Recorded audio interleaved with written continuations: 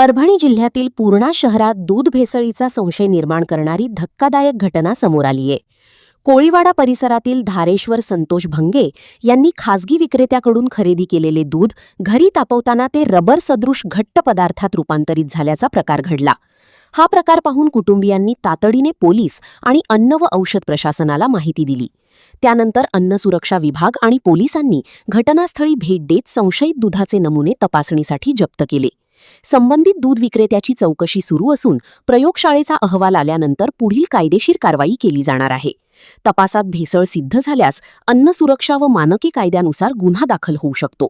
या घटनेमुळे पूर्णा शहरातील खासगी दूध विक्रीबाबत नागरिकांमध्ये चिंता निर्माण झाली असून दूध विक्रेत्यांची नियमित तपासणी करून दोषींवर कठोर कारवाई करण्याची मागणी होत आहे।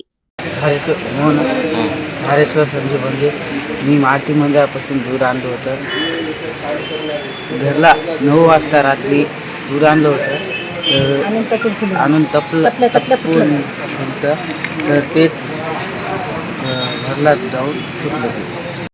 धारेश्वर संजय भंगे यांना काय केलं माहिती आहे का, मारुती मंदिरपासून आहे ना 9 वाजता दूध आणलं, रात्री तपल्यानंतर सकाळी येणं चाय पिण्याचा प्रयत्न केला, पण त्याच्यामध्ये ना एवढा ते लबल झालं दुधाचं। केमिकल असेल काय असेल हे आम्हाला माहिती नाही।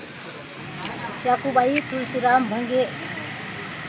काय झालं? पोलीस स्टेशनला कशासाठी आले? दूध आणलं 9 वाजता दूध आणलं, आम्ही घोटलं त्याला।